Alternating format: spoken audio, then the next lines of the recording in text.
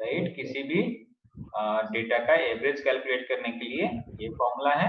ये जैसे कि डायमीटर कैलकुलेट किए थे, डायमीटर को यहाँ पर D1 से रिप्रेजेंट कर दिया, D से रिप्रेजेंट किया। ये डेटा दिया था D1, D2, D3, D4, D5 और उसका एवरेज कैलकुलेट करने के लिए फॉर्मूला आपको मालूम है। सारे को सम करके जितने डेटा है उसके नंबर ऑफ डेटा से डिवाइड कर दीजिए, तो ये एवरेज वैल्यू आ गया था। और you can say that mean value, right. Absolute errors का आपको फॉर्मूला मालूम था कि उसका डिफरेंस होता है एवरेज में से, फर्स्ट वाले को आप सब्ट्रैक्ट कर देंगे तो सक्सेसिव मेजरमेंट्स का एब्सोल्यूट एरर आ जाएगा। देखिए यहाँ पर हमने ये कैलकुलेट तो कर रहे हैं डेल्टा D1, लेकिन यहाँ पर लिखा है एब्सोल्यूट एरर्स। एब्सोल्यूट का मतलब है कि मॉडुलस हम उसको लें, है ना। इसका मॉडुलस एब्सोल्यूट होता है, ध्यान रखिएगा। ये यहाँ पर ये मिस्टेक्स कह सकते हैं। यहाँ पर मॉडुलस अगर मोड लगा दे देंगे, यहाँ पर ये होना चाहिए, है ना, ये मॉडुलस होना चाहिए सारे में। तो ये जो पॉजिटिव है तो उसका कोई टेंशन ही नहीं है, जीरो है उसका कोई टेंशन ही नहीं है, राइट। जो निगेटिव है वो क्या हो जाएगा, पॉजिटिव हो जाएगा। यहाँ पर भी ये मॉडुलस हो गया, क्योंकि एब्सोल्यूट का मतलब ये कि वो पॉजिटिव है ना, मॉडुलस। उसी तरह से जो D5 है वो D5 पे भी मॉडुलस लग जाएगा, तो ये पॉजिटिव हो जाएगा। ये तो पॉजिटिव है, D4 भी, डेल्टा D4 भी पॉजिटिव हो जाएगा, राइट। तो फिर अब उसका फिर मीन, तो अभी हम लोगों ने मीन का फॉर्मूला क्या कैलकुलेट किए थे, ये था, सारे को सम करके नंबर से डिवाइड कर दो।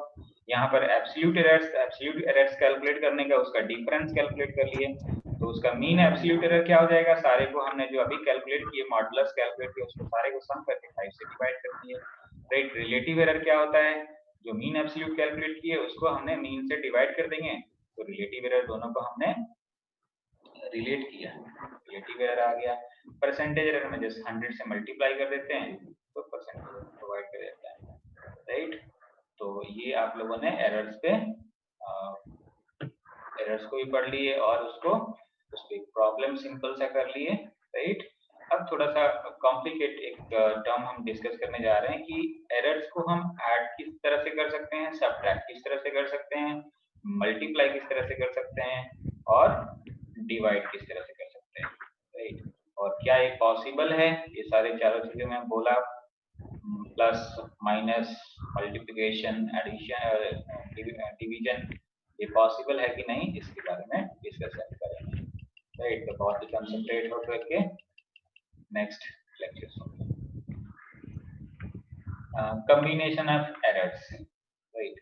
तो इसको मैं थोड़ा सा ब्रीफ में बताऊंगा, यहाँ पर टाइम ज्यादा हम लोग इन्वेस्ट नहीं करेंगे, जस्ट आपको ये मैथमेटिकल फॉर्मुलेशन से मीनिंग है और आपको एक सेंस हो जाना चाहिए किस तरह से हम कोई पैरामीटर कैलकुलेट कर रहे हैं। देखिए, in most of the experiment we perform many measurements, in measurement there is some error and when we get the final result, these errors are combined to have the net error in the final result. For example, density of substance is equal to mass upon volume. The error in the measurement of density will be combined errors in the measurement of mass and volume of substance. इसको क्या समझेंगे कि किसी भी चीज को, जैसे कि हम किसी सब्सटेंस की डेंसिटी मेजर कर रहे हैं किसी इंस्ट्रूमेंट से, तो उसके मेजर करने के लिए हमें मास भी मेजर करना पड़ेगा, उसके लिए हमें वॉल्यूम भी मेजर करना पड़ेगा। तो एरर कैसे कैलकुलेट करेंगे कि भाई उसका हमें रिजल्टेंट एरर पता होना चाहिए, फाइनल रिजल्ट पता होना चाहिए, कंबाइंड रिजल्ट पता होना चाहिए, नेट रिजल्ट एरर पता होना चाहिए फाइनल रिजल्ट का। तो मास में कितनी एरर आई, वॉल्यूम में कितनी एरर आई। हाँ जी, देखो बेटे कि यहाँ पर क्या आ गया कि in most of the experiments we perform many measurements. हम कई सारे एक्सपेरिमेंट में तो ऐसा रहता ही है कि हम कई बार उस एक्सपेरिमेंट को परफॉर्म करें सो दैट कि रैंडम एरर रिड्यूस हो जाए, राइट। और in each measurement there is some error, सारे एक्सपेरिमेंट में कुछ ना कुछ एरर तो रहता ही रहता है। And when we get the final result, जब हमें फाइनल रिजल्ट मिल जाता है, these errors are combined to have the net error in the final result. अब उस रिजल्ट को कंबाइन करना चाहिए नेट एरर उस फाइनल रिजल्ट में फाइंड आउट करने के लिए। फॉर एग्जांपल, जैसे कि यहाँ पर समझाया गया कि किसी सब्सटेंस की हमें डेंसिटी कैलकुलेट करना है, तो डेंसिटी का फॉर्मूला मालूम है, मास अपॉन वॉल्यूम होता है, राइट। तो the error in the measurement of the density will be the combined errors in the measurement of mass and volume of the substance. भी मास कैलकुलेट कर रहे थे उस सब्सटेंस का, जिस सब्सटेंस का हम डेंसिटी कैलकुलेट कर रहे थे, उस सब्सटेंस का पहले मास कैलकुलेट करेंगे, वॉल्यूम कैलकुलेट करेंगे, और कई बार कैलकुलेट करेंगे मास, कई बार वॉल्यूम कैलकुलेट करेंगे, सो दैट की रैंडम एरर रिमूव हो जाए। बट उसमें कुछ ना कुछ और भी एरर्स होंगे, मास कैलकुलेट करने में भी होगा, वॉल्यूम कैलकुलेट करने में। तो नेट इसका एरर कितना होगा डेंसिटी कैलकुलेट करने में, उसके लिए हम उसको कंबाइन कर देंगे इन दोनों एरर को। किस तरह से कंबाइन करेंगे, अब यहाँ पे डिवीजन है, किसी में force is equal to mass into acceleration होता है, तो वहां तो मल्टीप्लिकेशन हो जाता है। कहीं पर अगर मान लीजिए कि सम करना है, कहीं पर ऐड करना है, तो उस चीजों को यहाँ पर हम डिस्कस करेंगे। तो जस्ट आप इसके हेडिंग्स पे आप देखिए, रूल्स क्या है, rules for combination of errors, कि एरर्स को कंबाइन किस तरह से कर सकते हैं। When the result involve the sum of two observed physical quantity of same type, same type के फिजिकल क्वांटिटी का अगर हम ऑब्जर्व कर रहे हैं, राइट, और उसका रिजल्ट को हमें ऐड करना है। मीटिंग 10 मिनट बाद ओवर हो जाएगा, फिर दोबारा कनेक्ट कर लीजिएगा। I hope lecture he over हो जाएगा। 10 मिनट, अभी 10 मिनट में कोशिश करते हैं इसको फिनिश करने के लिए, अगर हो जाता है तो ध्यान से देखिए। तो वो अगर मान लीजिए कि दो फिजिकल क्वांटिटी ए और बी है, measure to get final result z such that z is equal to a plus b। तो अब ये क्या है, यहाँ पर फाइनल रिजल्ट बताता हूँ, z इज इक्वल टू, इस तरह से हमने फॉर्मूला बता दिए। तो मैक्सिमम जो एरर होगा, मैक्सिमम पॉसिबल एब्सोल्यूट एरर होगा, that is delta z is equal to delta a plus delta b, right. जो भी उसका हमने सम अप कर दिए, तो delta z is equal to, ये फॉर्मूला आपको ध्यान रखना है, delta z is equal to a plus delta b, just उसका मैक्सिमम पॉसिबल एब्सोल्यूट एरर हो सकता है, राइट। उसी तरह से देखिए, when the final result involves the difference of two observed physical quantities of same type, यहाँ पर ये यहाँ पर प्लस हो गया था, यहाँ पर माइनस हो गया, राइट। तो इसमें फॉर्मूला क्या हो जाएगा, resultant delta z is equal to delta a, बोलो, delta plus delta B, plus delta नहीं, इसमें दूसरे वाले में मैं पूछ रहा हूँ फॉर्मूला, दूसरे वाले में the final result involves the difference of two observed physical quantities of same type. तो दो फिजिकल होगा, हाँ, यहाँ पर माइनस हो जाएगा, राइट। तो इसमें बुक्स में मिस्टेक है माइनस का, तो वहां पर लास्ट में प्लस लिख रखा है, but it should be minus. Delta z is equal to, यहाँ पर फॉर्मूला होगा delta z is equal to delta a minus minus, यहाँ पर है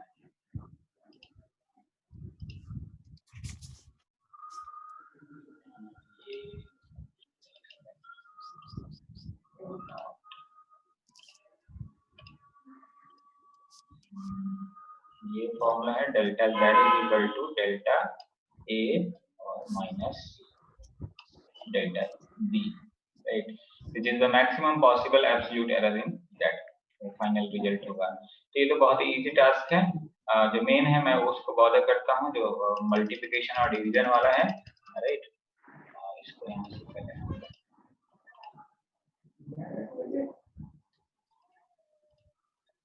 ये देखिए, when the final result is equal to the product of two observed quantities, ये दो पहले वाला तो इजी था, लास्ट वाले दो थोड़ा सा ध्यान से समझ लीजिए। when the final result is equal to product of two observed quantities, दो क्वांटिटी के प्रोडक्ट के इक्विवेलेंट हो तब। दो फिजिकल क्वांटिटी ए और बी हमने ऐसे एज्यूम कर रखे हैं, z उसका रिजल्टेंट है, फाइनल रिजल्ट है, such that z is equal to ab। तो यहाँ पर हम ये नहीं कह सकते हैं कि delta z is equal to delta a into delta b, इसका थोड़ा सा मैथमेटिकल टास्क चेंज हो जाएगा।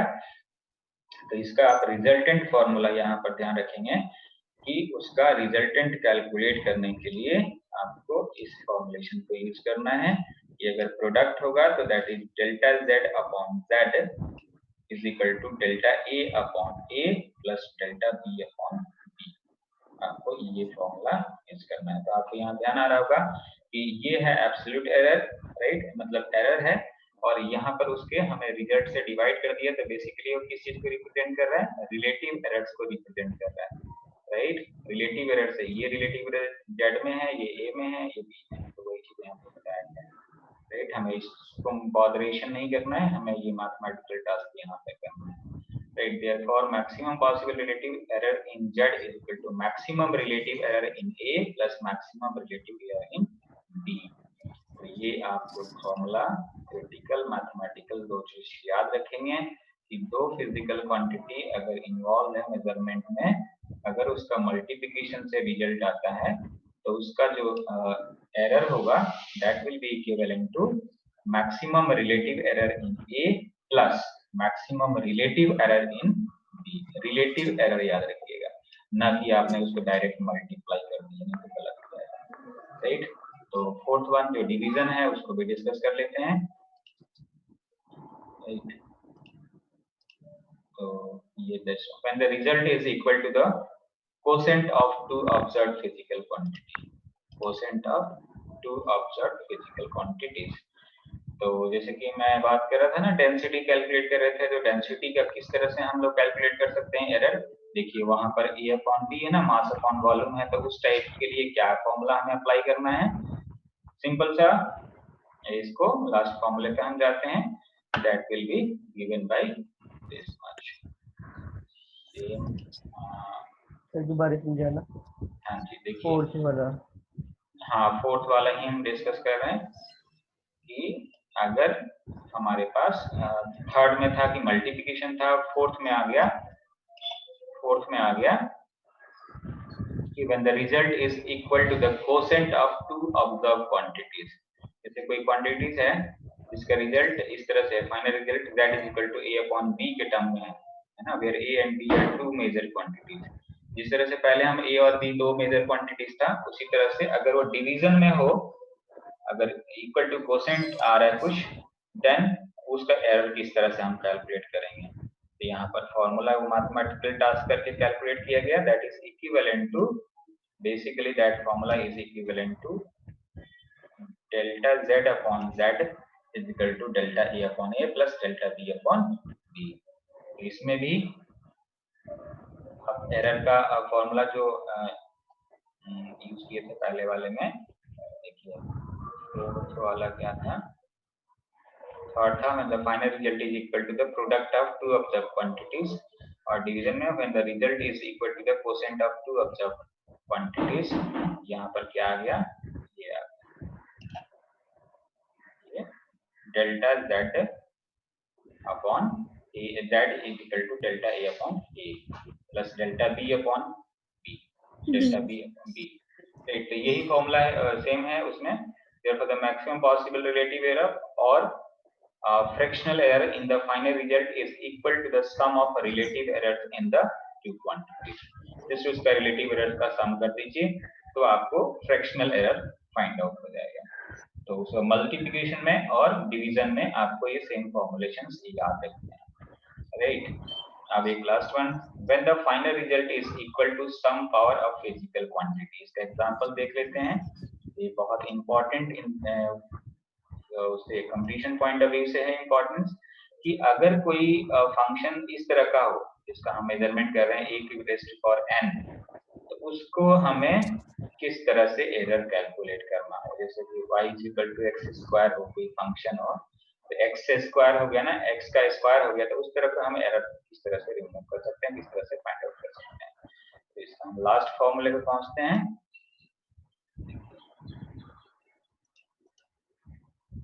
तो इसका फॉर्मूला हो गया, जस्ट उसका पावर पहले मल्टीप्लाई हो जाएगा, क्योंकि एक सिंपल क्वांटिटी था, राइट, बट उसका पावर था z इज इक्वल टू क्या था, z is equal to a raise to power n।